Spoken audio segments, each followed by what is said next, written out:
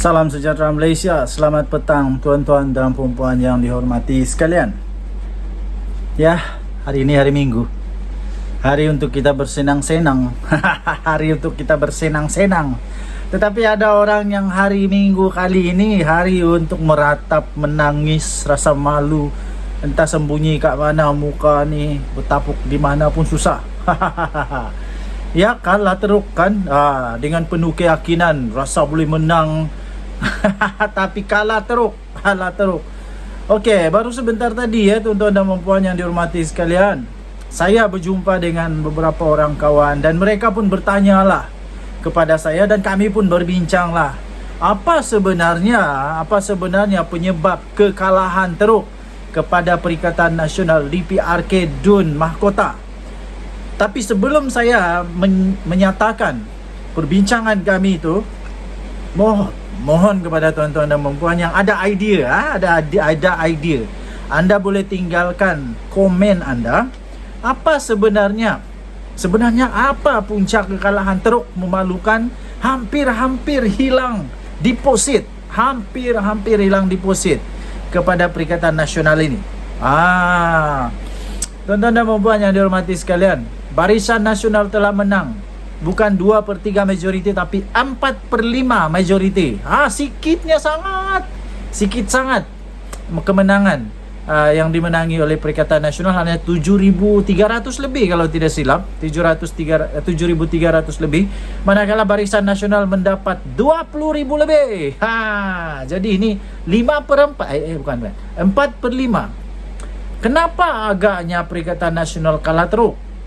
Sementara bukan main lagi seperti semakin kuat, semakin hebat, menakutkan, sampai dengan penuh yakin mencabar Perdana Menteri Datuk Seri Anwar Ibrahim untuk bubarkan Parlimen. Habis kalau bubar Parlimen apa? Hampa ingat hampa boleh menang ke? Tak pasti lagi belum pasti lagi boleh menang atau tidak Perikatan Nasional. Tapi entah kenapa, entah macam mana strateginya kah, yang salah kah, entah apa sebabnya mereka boleh kalah dengan teruk. Tapi kalau anda ada maklumat, anda pendapat, ya ini ada ruangan komen, sila komen. Apa sebenarnya yang terjadi? Penyebab, sebab musabab, as-sabab kenapa Perikatan Nasional boleh kalah dengan teruk. Kalah dengan teruk. Ya, kalah dengan teruk. Sedangkan yang turun berkempen bukan calang-calang, tuan-tuan dan puan. Yang turun berkempen tu bukan calang-calang, bukan calang-calang yang turun berkempen. Itu Presiden Perikatan Nasional, bekas Perdana Menteri itu. Datuk Seri Anwar Ibrahim ada kah turun? Saya mau tanya saja. Kalau ada kamu nampak Datuk Seri Anwar Ibrahim, Perdana Menteri Malaysia, pengerusi Pakatan Harapan, adakah turun di PRK Dun Mahkota? Tapi menang juga. Okey.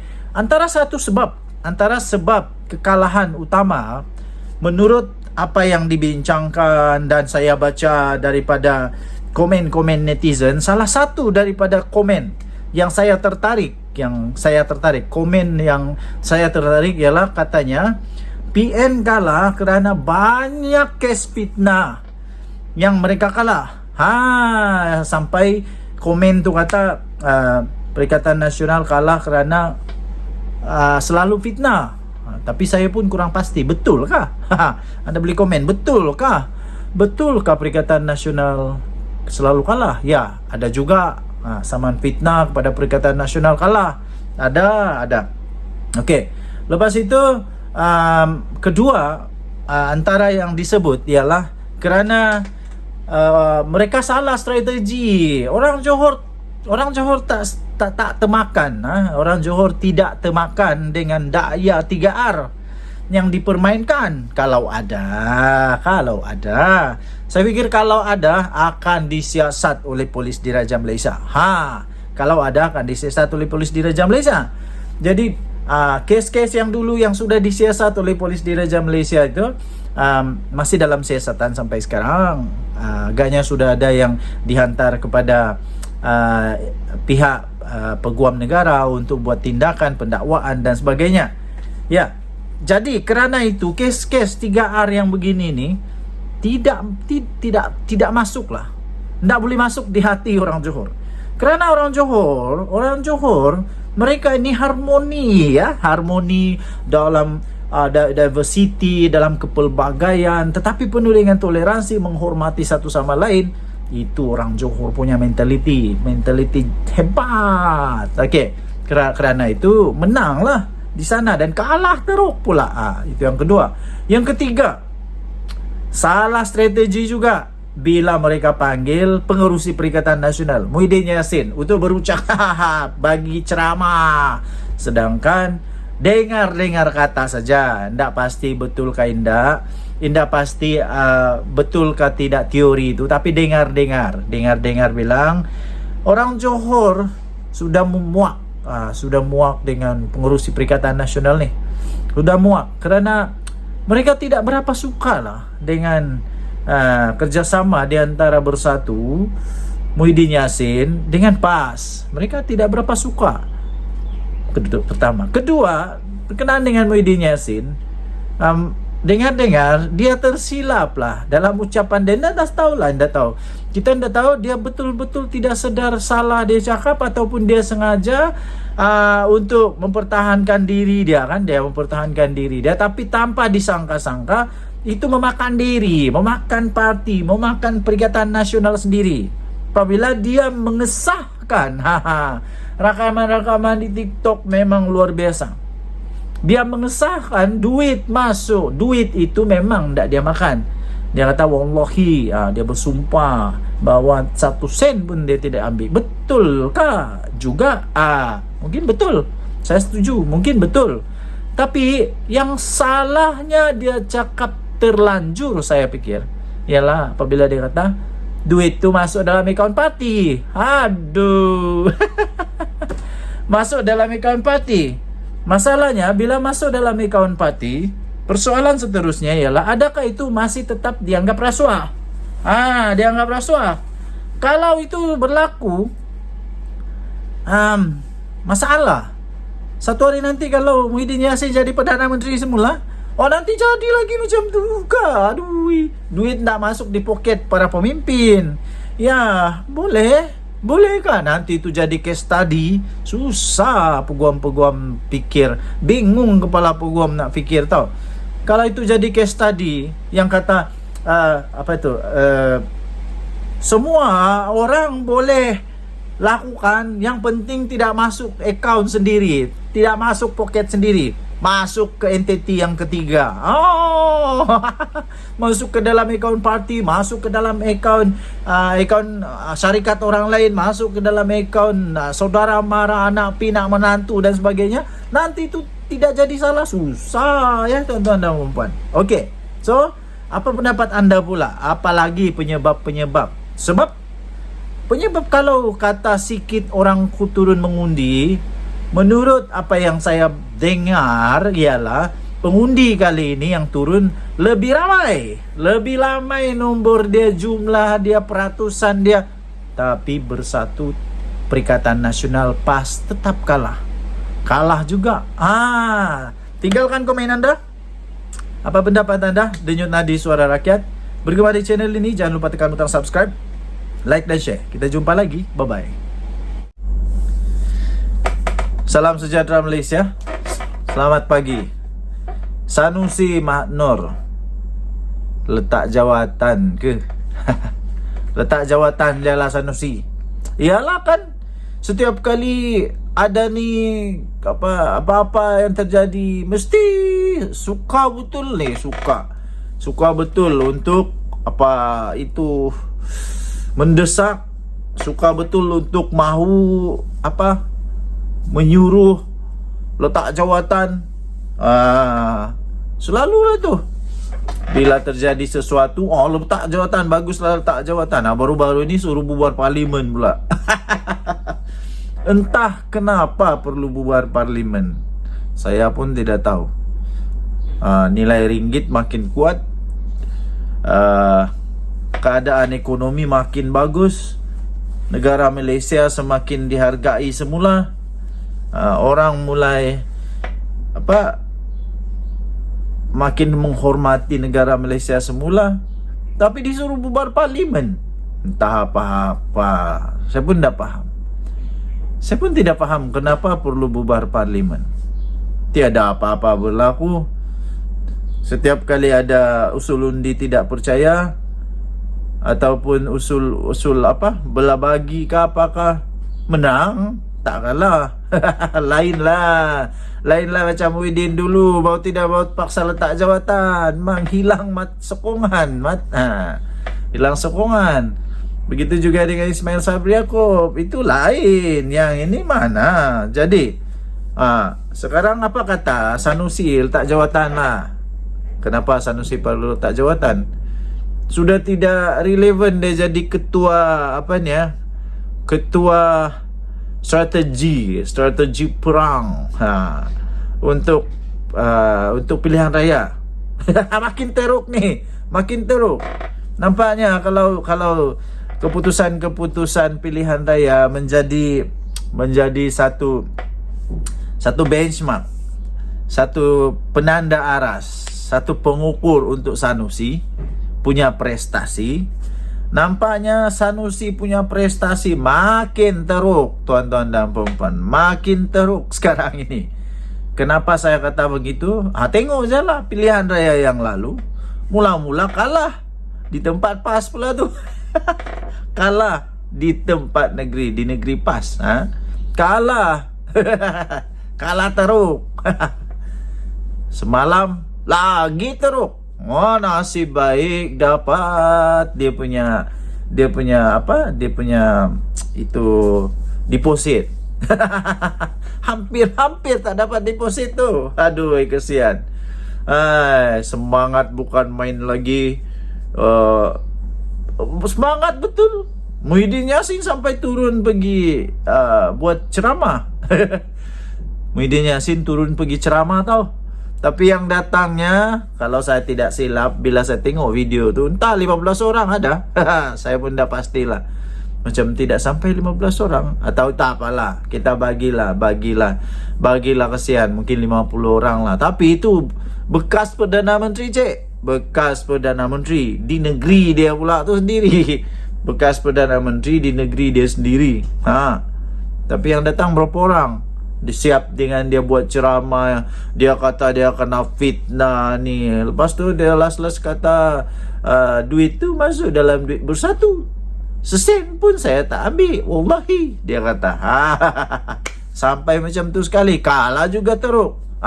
Jadi ni prestasi Sanusi makin teruk ni. Makin teruk tau. Kalah dengan 20,000 lebih. Majority 20,000 lebih tau. Ini bukan majority 2/3 ni. Ini majority mungkin 5/6. Sikit, siput saja dapat kepada Perikatan Nasional. Terlalu sedikit. Ingatku, adalah fight sikit. Ini kalau main bola ni, main bola di padang, seolah-olah budak tadika lawan dengan budak sudah dewasa ni. Seolah-olah Sanusi punya pengalaman tadika. Kalau lawan macam lawan pengalaman lah kan. Jadi seolah-olah Sanusi punya pengalaman macam pengalaman budak tadika lawan dengan orang-orang sudah dewasa. Apa hendaknya? Takkan kalah dengan 20,000 lebih majority. Yang pada pilihan raya lalu, berapa majority mereka kalah? Makin teruk, makin turun. Makin turun. Nampaknya segala daya, segala cara, segala kelentong, segala tak kelentong kah, segala macam cara cakap, cara pujuk, cara yakinkan pengundi sudah tidak berkesan lagi, sudah tidak berkesan lagi. Semuanya sudah menjadi sia-sia. Sia-sia belaka. Dan Nadi Suara Rakyat bergema di channel ini. Jangan lupa tinggalkan komen anda. Apa pendapat anda? Patutkah Sanusi letak jawatan saja? Tukar sajalah. Sanusi patut letak jawatannya, tukar sajalah. Lagipun memang kalau Sanusi kalah nanti di mahkamah kepada semua tuduhan-tuduhan, dakwaan-dakwaan yang dia sedang hadapi sekarang ini, kalau dia kalah, mau tidak mau dia kena letak jawatan juga. Dia kena letak jawatan juga. Pertama sekali yang dia kena letak jawatan ialah supaya dia letak jawatan, kerana kalau dia perlu letak jawatan lah. Letak jawatan daripada Menteri Besar Kedah nanti kalau dia kalah. Okey. Okey.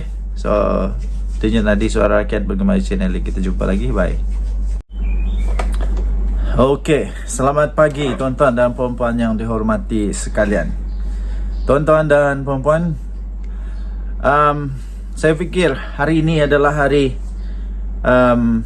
penamat lah. Saya fikir hari ini adalah hari penamat. Hari penamat, hari terakhir yang sepatutnya berlaku di antara Hadi Awang dan Muhyiddin Yassin. Kenapa saya kata begitu?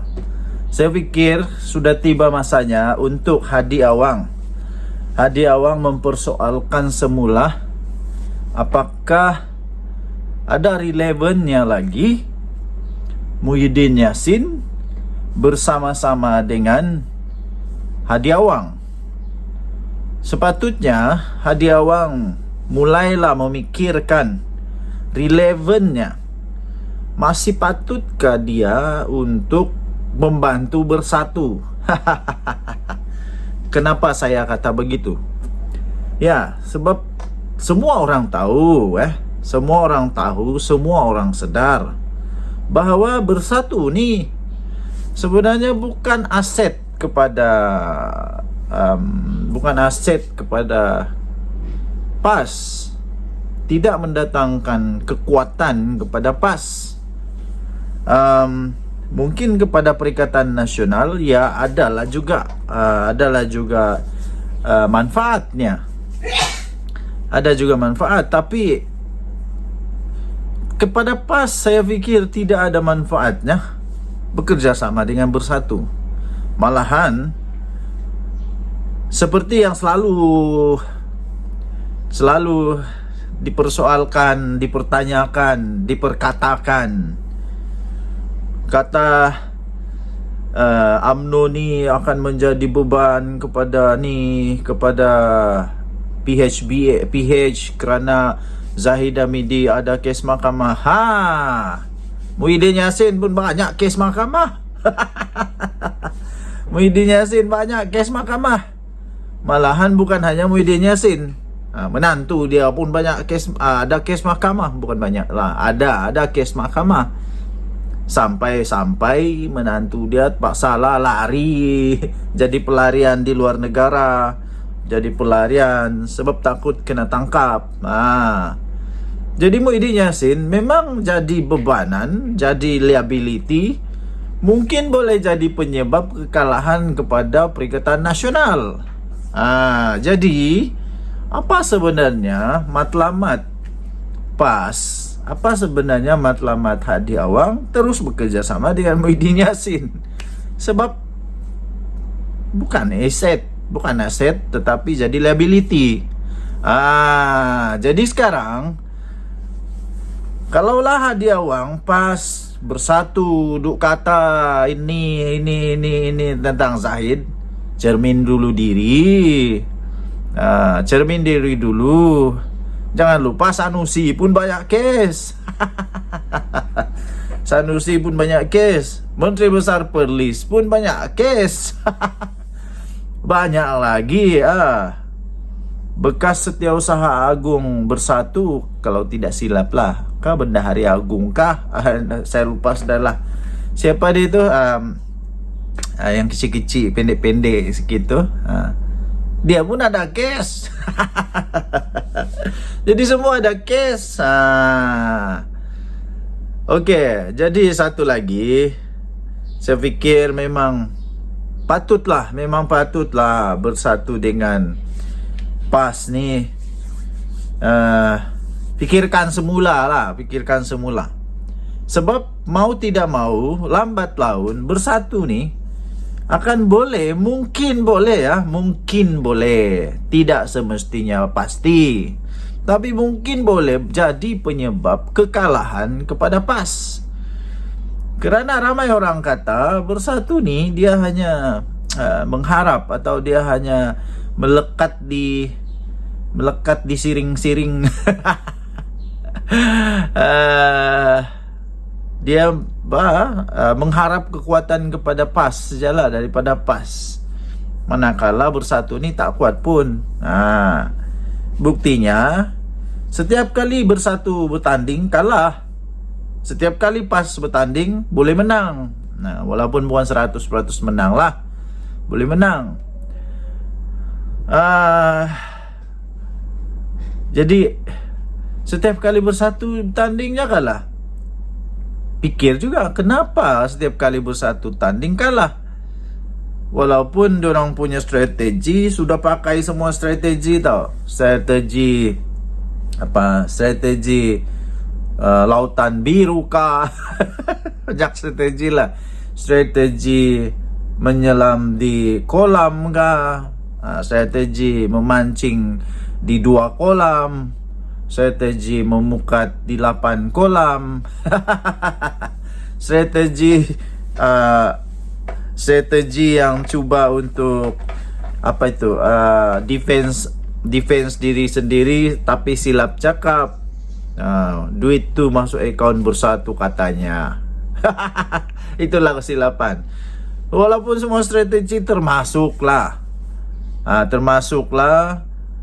bukan Bersatu yang keluarkan watikah pelantikan sebagai calon, tapi daripada PAS bertanding dengan menggunakan macam-macam cara, tapi kalah juga. Ini boleh menjadikan bukti bahawa memang sudah hilang sokongan. Kenapa? Sepatutnya Hadi Awang, Tuan Guru Ibrahim, Tuan Ibrahim, siapa lagi, si Taqiyuddin Hasan, siapa lagi, Sanusi lah nombor satu. Kan Sanusi ni hebat, kepala dia bergeliga, dia kata. Dia kata. Jadi sepatutnya dia fikirlah, adakah lagi hasil, adakah lagi manfaat untuk PAS terus bersama-sama dengan Bersatu, atau lebih baikkah tinggalkan sajalah Bersatu ni, tak ada manfaat pun, menyusahkan je, buat susah je, menyusahkan, buat susah, lepas tu bikin pening kepala. Kesian juga. Denyut nadi suara rakyat bergema di channel ini. Jangan lupa tekan butang subscribe, like dan share. Sila tinggalkan komen anda, apa pendapat anda? Betulkah Bersatu patut disingkirkan saja, atau kekalkanlah? Kesian juga Bersatu, kesian juga Muhyiddin Yassin. Kan abah kau tu orang kata kesian. Itu je lah. Okay, kita jumpa lagi. Bye bye.